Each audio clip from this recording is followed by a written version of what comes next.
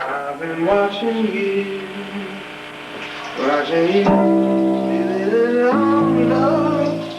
There isn't a nail too short.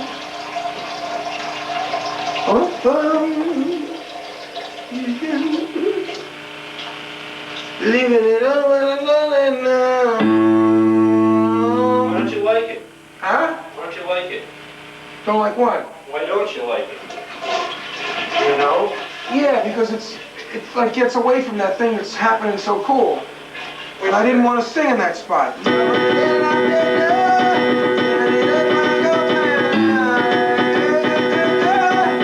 Are you doing this? Are you going to the A? Oh yeah, you're supposed to be playing real simple. You're supposed to really just play that instead of all the chords. The notes? Yeah. Well, if your fucking keyboard was down like to where like a normal place, you know what I mean? I could,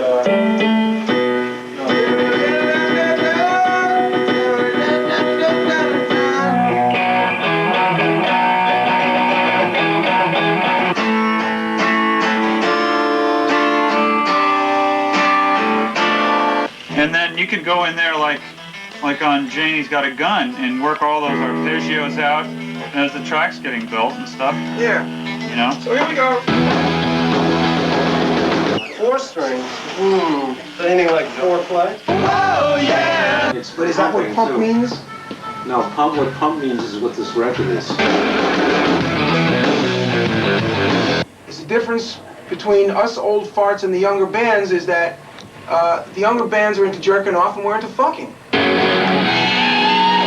I don't believe in censoring any of these songs. What the focus is. Focus is to do an album as good as I can get. It's a full circle album. The band had a progression of albums in the 70s leading up to the album Rocks, where everyone got better, and our style got more and more boiled down to its essence. Then, you know, we started getting distracted, and we started getting corrupt, and all of a sudden our albums didn't progress. Each album wasn't better than the last one. And finally the band broke up for 3 years.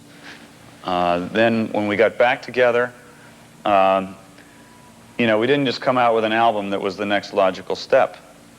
You know, we were like a new band.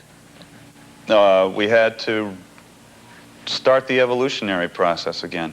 Well, I think that what we wanted to do was just get in and get closer to what we thought a good Aerosmith record would be, or the best Aerosmith record. And I think we got close with Permanent Vacation, but there was a lot of deadwood. You know, we put 13 songs on the record, and a lot of them we never played them even live. And to me, that was a waste of time and a waste of music and a waste of plastic. And what we wanted to do was just get closer to what Aerosmith is about and have songs that translate really well in all the mediums, whether it's video, airplay, or playing them live. And we just jammed and wailed. And when we got on a groove, that was it. Because that's what we wanted more than anything else on this album, was to have a lot of Aerosmith grooves that we could take to the stage and not be pretentious and not be the commercial hit and what everybody was waiting for. Just a little bit more of that sawtooth rough edge that Aerosmith was known for.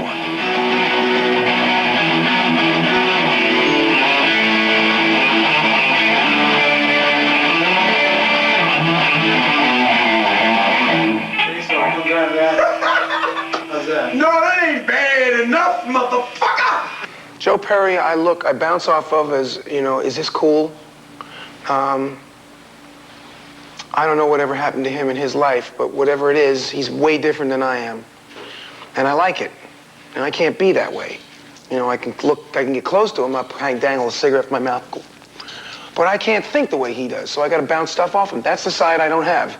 It's like I saw this Star Trek, right, where Kirk was the bad guy and the good guy. And the good guy was going, but please, the other guy was like ramming this phaser up his butthole.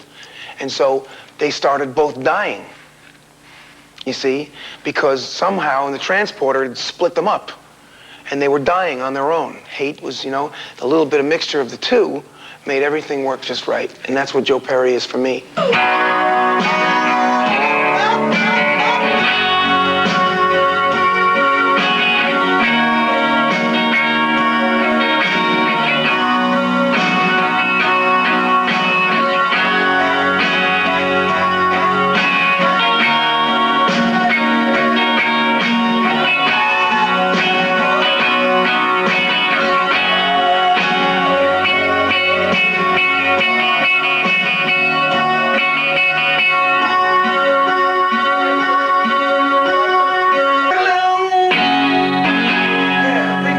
I suppose one phrase that could describe how we make records is just try it.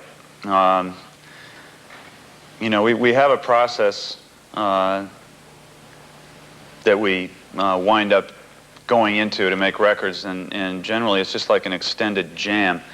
Joe and Steven generally get together and come up with some, you know, raw arrangements, and the rest of us will come in with our stray ideas. And then we just start, you know, we'll take a small, specific part of a musical idea and we'll jam on it and just play it until, you know, everybody's arms are in flames and turn a small thing into a monster.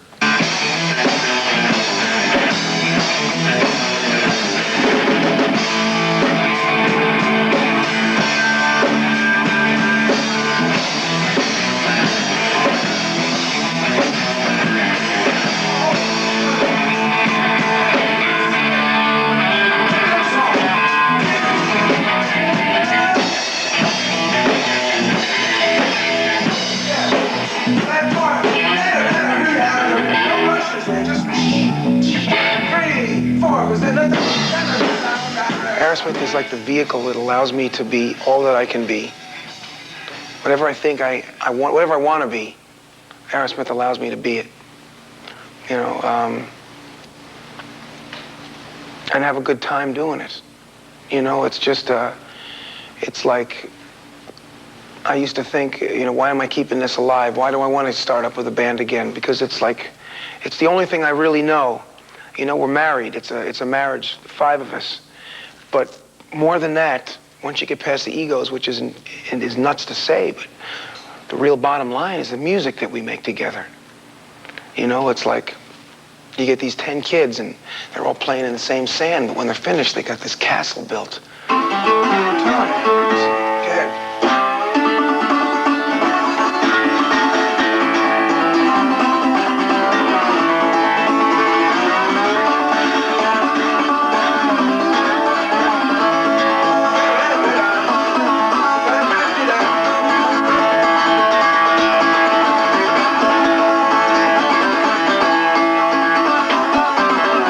I mean, everybody's got their little studios and like their 4 tracks and pulls little bits and pieces that they add to the soup. But the actual, you know, scheduled rehearsals start, and Steven and I usually start coming up with ideas, and then after a certain amount of time when we feel it's ready, then we start bringing everybody else in, you know. And all along, people are working with other people, and that's kind of how it goes.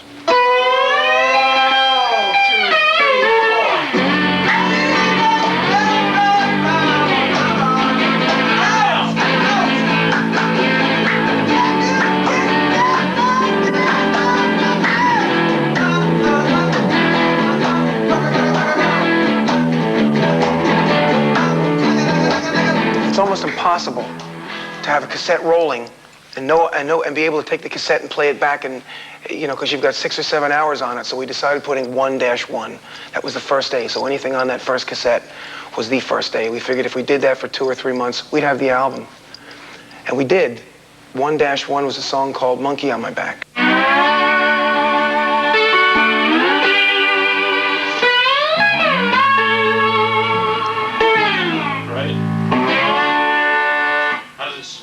Then the drums come in. Yeah, there's like 4. The drums.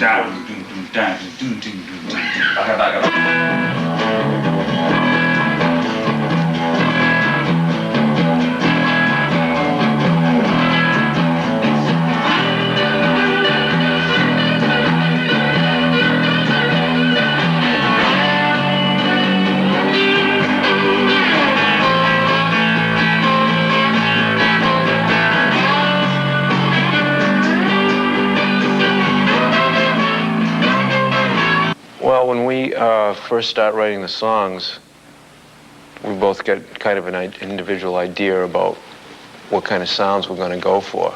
You know, for me, a lot of how I write the songs and the riffs comes from the particular guitar sound. You know, if I have a guitar that I think it's got a really cool sound, or if it's got a good color to it and I want to play it on stage, I write a song around it. It's a fuel. When Joe Perry plays this guitar for me, I think that, to me, that's just an incredible thing to watch and to hear. And I think that happens for Tom Hamilton and Joey Kramer and Steven. Everybody, and it goes back and forth. We like so much of what we're all doing together. I mean, I can't tell you how many times Steven goes, "What was that? What did you play?" You know, this is why we found out that we have to keep tape recorders running all the time, because, you know, being a guitar player, you're playing stuff, and I go, "I don't know, Steven. He goes, "Well, what was it? You just played it." And I go, "I don't know." You know, sometimes you're just fooling around. You're just like an artist. You're just doodling, you know. But there's flashes of brilliance happening all the time.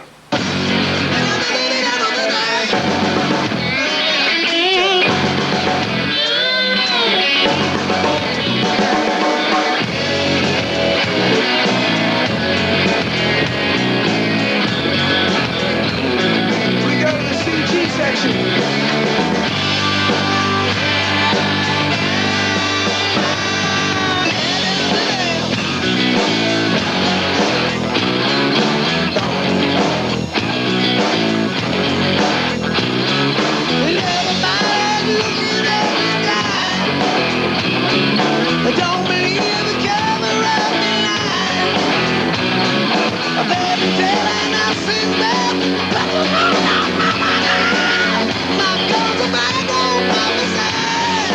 I don't think that people in general really realize what an incredible guitar player Brad really is.